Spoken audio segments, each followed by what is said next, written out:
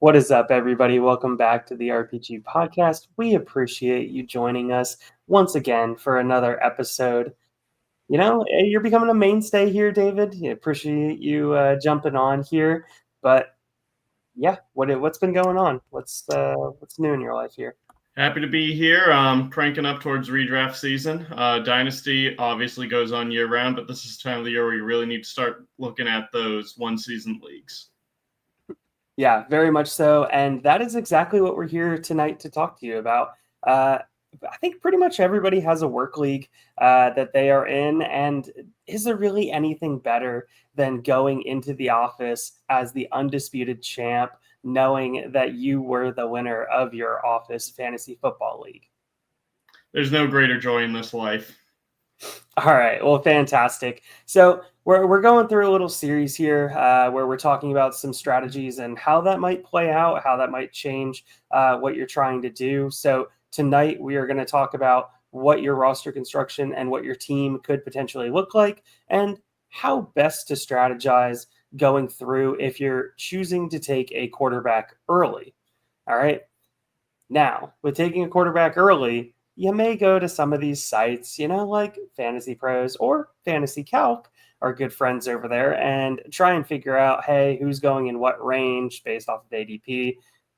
This is a work league. Let's throw all of that out the window. There will be wild things that happen. So you got to be able to pivot on a dime. You got to understand how to be able to do that. You cannot be a cargo ship and be slow turning. All right, so we have these settings. Going over that real quick. Non-tight end premium. Do not expect work leagues to ever have tight end premium. PPR. We've been seeing a big turn towards PPR over these past couple years. So I think most work leagues are PPR at this point. So points per reception. So that does boost receiving running backs values and wide receivers. And then we are assuming that it is a one quarterback league with two running backs, two wide receivers, one tight end, two flexes, and still the dreaded one defense, one kicker, and then five bench slots. All right. So relatively shallow bench slots. David, do you have anything to say about the settings or any thoughts on generic work league? Those are pretty much what you'd expect out of your typical work league, but I would like, as always, to push. If the commissioner of your work league is up for it, try to open the conversation to get rid of defense and kickers. They're just not fun. You're probably going to lose that fight, but we need to start the conversation somewhere. Yeah, it's really hard when you lose the championship because a kicker scored 22 points against you. That's just Last year, I won the championship because of that crap, and I happily took the prize money. But I've said the entire time, I was not the best team. I do not deserve this. But I pushed hard to get rid of defenses and kickers at the beginning of the year. Everyone else said no, so their fault. Well, there you go. We got one on each side. So there's that. Experience the pain and then experience the joy. So glad for you, David. All right. So getting into the episode here a little bit, we're talking about taking quarterbacks early. All right. To me, taking a quarterback early in a work league is taking them in the first, second, or third round. Do you agree? Disagree? I'd agree. Anything past that is a mid-round pick, and if if Lamar Jackson's there in the fourth, I'm pulling the trigger without thinking twice. But the first three rounds is you really have. If you're getting a quarterback there, you're sacrificing an elite receiver or running back to do it. Yeah, totally agree. Okay, so now that we've established that, some quarterbacks that I personally think are worth those picks, that would be Josh Allen. Pretty straightforward there. Has the rushing upside. Doesn't distribute to any one wide receiver, so he can go to any of the wide receivers and the questionable tight ends on his team. James Cook took a step forward this past season, so that was big. And then you continue to see the red zone rushing upside of Josh Allen. Lamar Jackson. I mean, the man can run for 1,000 yards any season. So you got to value his legs. Legs are going to be king in one quarterback leagues. And on top of it, he still has the touchdown weapon of Mark Andrews. He still has another tight end in Isaiah Likely that acts more like a wide receiver than a tight end. And he still has one of the best running backs in football in Derrick Henry. All of that should bode very well for Lamar Jackson. Those are two guys that I would be personally looking at as a turn first, second into the second round if you're choosing to go early, because that's probably where you're going to have to go. People are going to see those names, they know those names, and they're going to want to draft them early. David, do you realistically agree that they are very, very beginning of the second round to mid second round, most likely in your work draft? I probably wouldn't take either guy early in the second round in a one quarterback league, but in the middle to back half of the second, that's where I'd start thinking about it. Just because in one quarterback leagues, I'm not expecting anyone to finish better than Allen and Jackson, but I can get close enough production a few rounds later. I can't say that about the receivers or the running backs that I'd be taking at the turn of the first, beginning of the second. Okay, okay, fair enough, fair enough. Then moving down the list, I still think Jaden Daniels and Joe Burrow should be in that conversation. Looking at those guys as late second, maybe third round type of picks. Hopefully, that's where they end up going in your work league. Maybe they'll end up going earlier because people know the flashy name of Jaden Daniels, or people know the flashy name of Joe Burrow, knowing that Burrow is just chucking the ball all over the field, that he has Jamar Chase, who some I disagree with, but some say is the best wide receiver in football right now, paired with T. Higgins when T. Higgins is on the field, and a solid pass catching back. Not great, but solid pass catching back in Chase Brown there. And then Jaden Daniels in a college-ish type system, also adding Deebo Samuel and then adding Laramie Tunsil this offseason. So big additions to that Commanders offense and still not really having any semblance of a run game. Yeah, see, I think you're valuing quarterbacks a little bit higher in one QB formats than I do because I agree that's probably where Burrow and Daniels are going to go. I wouldn't take them that early. Burrow doesn't have the rushing ceiling, which, as you mentioned, is crucial in one quarterback leagues. So if you want Burrow to really justify his QB3, like late second ADP, he has to put up like a Tom Brady or a Peyton Manning type season. Joe Burrow is good. He is not that good. His wide receivers help him get there, but you're banking on Jamar Chase and T. Higgins both staying healthy for the full season and Burrow staying healthy for the full season. Historically, that isn't the safest bet. It's not one I'm taking at that point in the draft. Daniels, I've spoken about him too plenty. He's a very good quarterback. I think the kid has a bright future. I think we're getting a little too excited over one great playoff run, where if Baker Mayfield doesn't fumble that snap in the wild card round, the Commanders probably go one and done. We're not as excited about what he did. He's a very good quarterback, but Deebo Samuel does not move the needle for me. I'm assuming they're going to figure it out with Terry McLaurin, but there's a chance they don't. Laramie Tunsil, he is a genuine help, but at the end of the day, it's still a quarterback with one good season under his belt, and he did it in just about the perfect environment. Cliff Kingsbury's scheme worked the entire year. We know that over a long enough time, he kind of gets figured out. So I'd worry about some regression next year. And QB4, you're basically getting him in the best case scenario. I'm not pulling the trigger in the third round of a one QB league on him. Okay, understood. Now the question becomes at that point, is Jalen Hurts a top 3 round quarterback? Will he get taken there? I suspect in work leagues he will, just because he won the Super Bowl, and let's be honest, the ceiling's through the roof. He's QB5 on Fantasy Calc right now in redraft. I think that's about right. I'd put him in the same tier as Burrow, Daniels, and Hurts. That's like one big group for me. And I expect the Eagles won't be able to run it quite as well next year just because Saquon did so much last year. Regression is expected. The tush push is still a thing. But I don't think he'll throw it quite enough for me to feel comfortable saying, QB5 third round pick, let's go. Okay, all right. Is there any other names? We had talked a little bit pre-show, maybe about another name.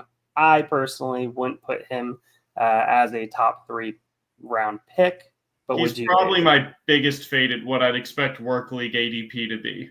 Okay, so Patrick Mahomes could potentially get that work league bump because he is a household name, because a lot of people do think that he is the best quarterback in football, and because everybody's seen him on television, they see him everywhere. So that name is very well known. Okay, so then narrowing it down to the five quarterbacks that we had talked about. Josh Allen, Lamar Jackson, Joe Burrow, Jaden Daniels, Jalen Hurts. Just say, for assumption purposes here, that you are able to get Burrow in the early third, Jaden Daniels in the mid third, Jalen Hurts in a late third. And that's what you have to use. And then let's assume that you have to use an early second on Josh Allen and then a mid second on Lamar Jackson. All right. Which one of those guys feels the juiciest to you, feels like it has the most bang for your buck or the best value, whichever way you want to look at it? So for me, right there, given those assumed values, it's a toss-up between Hurts and Lamar for me, just because the rushing ceiling is so high. Lamar is the second best quarterback in football to me. Allen's number one in both real life and fantasy. But that early second is really, I'm passing up someone really, really, really good if I want Josh Allen, which in a one quarterback league, I really can't justify that. Obviously, mid-second, you're still passing up a really good player, but I feel like the value is not going to be quite as good there. I'd take Lamar. Okay. And just for reference here, working off of Fantasy Calc's redraft rankings and how they have them, the options would be in a early second round pick here. Nico Collins, Josh Allen, Devon Achan, Jonathan Taylor, that type of player. So you're conveying that you would much rather go with the wide receiver or the running back rather than going with the quarterback. And then if you had a mid-second, you would be talking about a Brian Thomas, Lamar Jackson, Josh Jacobs, A.J. Brown. So Thomas is probably my cutoff there. I'd go Thomas over Lamar, but I'd go Lamar over Jacobs and Brown. okay. All right. Well, fantastic. I very much think that both Josh Allen and Lamar Jackson are the two that I would go with. If you're telling me I have to spend an early second or a mid second to be able to get them. Now, if I have to spend a first to get them, sorry, that's just someone else can have them at that point. Trying to be realistic, I have zero interest in spending that first when I could be getting a Derrick Henry, Christian McCaffrey, Malik Neighbors, Puka Nacua type player at that range. So, yeah, very much roster construction. I would be trying to go after, if I want to do a early quarterback build, I would be trying to spend up that early or mid second round pick to be able to get one of those top two guys. One, because as we talked about in the other quarterback episode, you're most likely only rostering one quarterback. And I really hate playing the quarterback carousel game. I've played it so many seasons in work leagues because I just think, oh, I'm more active. Oh, I watch more football. Oh, I can figure out what defenses are going to be good and bad on any given week. Man, it's a lot easier said than done. Yeah, and this is kind of a side tangent here, but if you think you can predict defenses, no, you can't. Offense is far more stable than defense.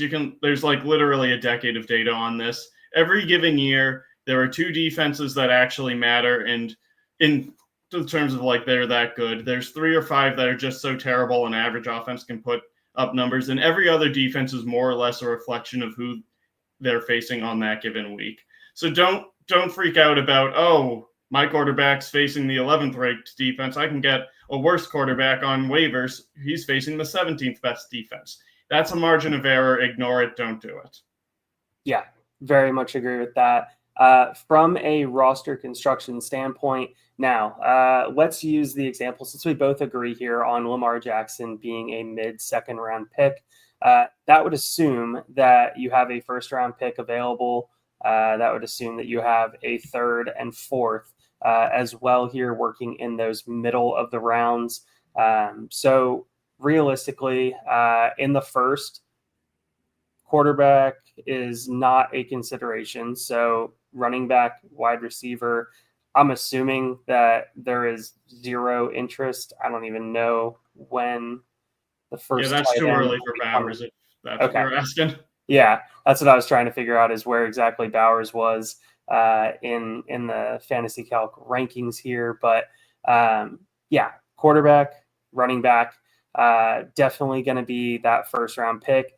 Personally, I like the stability of wide receiver, and I think the high end upside of wide receiver this year specifically, compared to those mid and later round wide receivers, where running back, like I'll play the game of taking a handful of dart throws in those middle rounds, and it doesn't even need to be late. We could be talking rounds 5, 6, 7, 8, and just rattle off 4 running backs in that range. So personally, I think I'm most likely pushing wide receiver. If you have that mid pick, you're probably looking at a CD Lamb or an Amon-Ra St. Brown, somewhere in that range. Maybe you get really lucky and your league just knows, hey, running backs are, something that I need to have. They're used to playing the old fantasy football format where PPR isn't as big of a factor. And maybe you get a Jefferson or a Chase to slip. I highly doubt it personally, but work leagues, you never know. So be prepared for that. David, do you have a preference on running back or wide receiver in the first, or are you just kind of letting the chips fall how they may? I'm letting the chips fall, but I will say if I have my eyes, like I know for a fact I'm taking Lamar Jackson in the second, I will not be drafting Derrick Henry. And normally you like to get the stack, it feels good. But Henry and Jackson are uniquely bad for each other. Generally, you like the stacks because, in theory, the quarterback can throw it to the guy. They can both get points for the catch. They can both get a touchdown. Derrick Henry does not catch enough passes to justify that. Ultimately, Lamar and Henry kind of eat at each other in that only one can score a touchdown on any given drive. There's not going to be too many receiving touchdowns going Henry's way. So I'm staying away from him specifically, but that's only if I know Lamar Jackson is going to be my pick in the second round. In a situation neutral context, I think Henry's a good value at RB5. Okay, awesome. Looking at tight ends. All right, so adjusting here. It's a one tight end league. It's a PPR. If you know that you're taking Lamar in the mid second, just say you foretold that this is going to happen. How early are you really looking to take a tight end? Because I know when I personally, historically, have taken a quarterback early, I've really faded tight end because I understand that there are 4 slots for running backs and wide receivers, and I'm trying to make sure that I have the best positional players there, and I'm just playing that tight end game. Yeah, I'm wholeheartedly with you. You're going to need wide receivers and running backs, tons of them throughout the season. No matter how good you think you draft, injuries happen, misses happen. There's nothing we can do about it. You need to have a plan B for those guys. A tight end, you only need to fill one spot. In Brock Bowers, Trey McBride, George Kittle, they're fantastic. But tight ends 4 through 17, there's not that much of a difference between them. I'm not going to waste 2 premium picks on positions that I can stream and get similar enough results. I'm going to be focusing on running backs and wide receivers early the rest of the draft if I select a quarterback early. Okay. Just first time looking at these redraft rankings in this lens here, David. I'm just realizing right now how heavy of a running back group that 21 to 31 grouping is. So 21, you would have Hampton, 25, Bucky, 26, Brees, 27, Kyron, 29, James Cook, 31, Chase Brown. Like, it is pushing pretty heavy that the third round is probably where you start seeing a run on those running backs. So if you're going the way that I typically would end up going, if I'm going to go quarterback early with a wide receiver in the first, please don't miss a running back in the third. Like, make sure to try and take that chance, because having that guy that you can lean on 1 week at a time, every single week, to continue to have production for you, rather than having to try and play that, oh, is a running back hurt? Oh, is this quarterback hurt? Are they going to run more? Is this guy going to get me 10 points? No, I want to go after that running back that I can say that I feel pretty confident And I'm just trying to bring up Fantasy Pros over here for last year in their points per game. Okay, yeah. So looking at the James Cook, Kyron, I want that running back that is going to be 14 points a game. That's usually my 13 and a half, usually my threshold for a true RB1.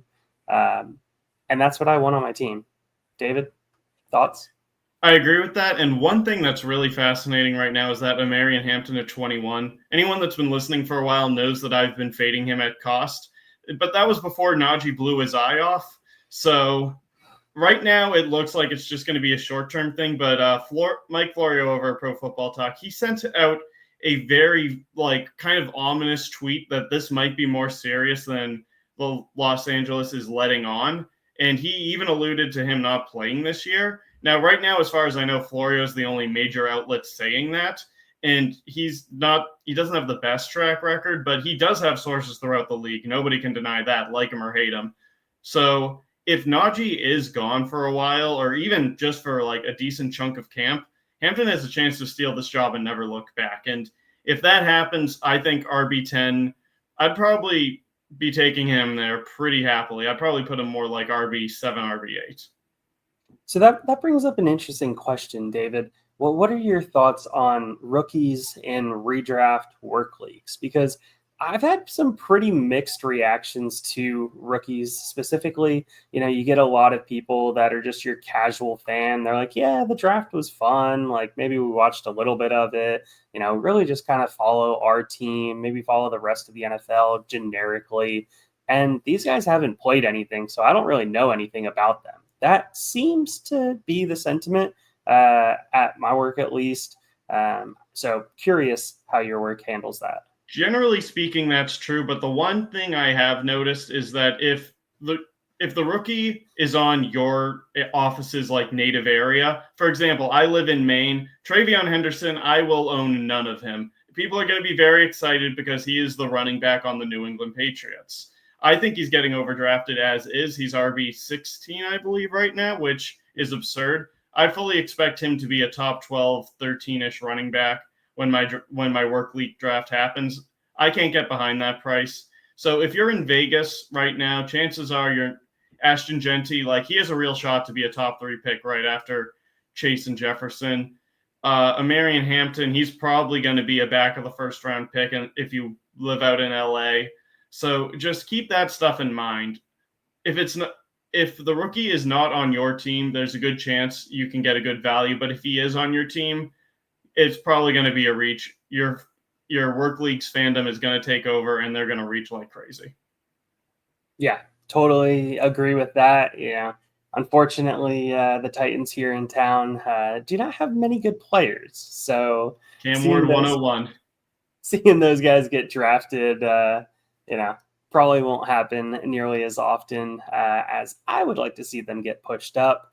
But if you're taking a quarterback early, as we've discussed, how do you feel about potential injury risks or guys coming off of injuries in those middle rounds? Say we're talking like a Kenneth Walker, a Rashee Rice, maybe coming off of a down season, like a Tyreek Hill. I'm trying to think of some other names here that are in that 5, 6, 7 range. Looking through it, Aaron Jones, I think Fantasy Calc has him at 57 right now. So you start thinking Hawkinson was injured last year, had a down year. You start thinking that's tight end, but Waddle, 64, has consistently had down years. So how are you handling that personally? So it's a case-by-case basis, obviously, but painting with a broad brush, I generally look at the age. Someone like Rashee Rice, it's going to be his 3rd year in the league. He got hurt in September, which gives him plenty of time to get back on the field. I expect a young guy like that. It says he's 25.2 right now, so he'll be 25.5 by the time the season starts, not even. A guy like that can come back from a season-ending injury. He'll be okay. He'll be fine. Tyreek Hill's going to be 32 or pushing it pretty soon, and his game is built entirely on speed. He's a fantastic player, Hall of Fame talent. Who knows if he'll get there because of the off-field stuff. He deserves to from a pure production standpoint. But time comes for us all. I'm probably staying away from him. He started really slowing down last year, and generally that doesn't get better when you get well into your 30s. Okay, yeah, definitely something to be looking for. A lot of these guys that have these names that once were flashy. People in work leagues are gonna remember Tyreek Hill, and he was just wide receiver 1, wide receiver 2 just a couple seasons ago. Like, he won me the league. Things like that. You're going to see Devontae Adams. People are going to remember, 3-4 years ago, Devontae Adams, when he was a top 4, top 5 option. They're going to remember Alvin Kamara, when he was a top option. These older veteran guys, even in redraft, seem to historically get pushed up a little bit in work leagues because they remember the production that has been there. They know get a that soft name. spot. Yes, they get a soft spot for the name. They know the name. They remember what they did for them. And there's a human element to it. We can't all be super analytical and just say, oh, yeah, this guy's going to get me 14.2 points per game this year. No. Yeah, I mean, if you're not in Seattle and you're just like, you turn on football to watch your team on Sundays and that's the extent of what you care about, if you don't live in Seattle, you probably don't know who Jackson Smith and Jigba is. So guys like that are gonna slip, but you do know who Tyreek Hill is. You do know who Alvin Kamara is. Like you said, you probably know who Mike Evans is. Yep, very much so.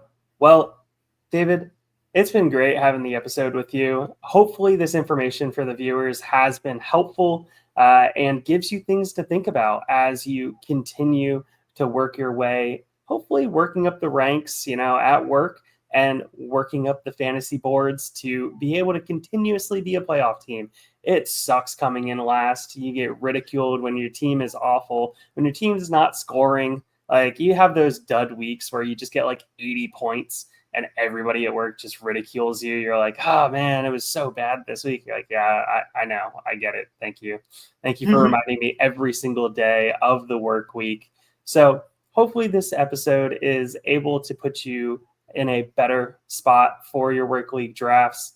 And hopefully it helps you to make playoffs. And what do we know about playoffs? Once you're in it, anything can happen. That's right.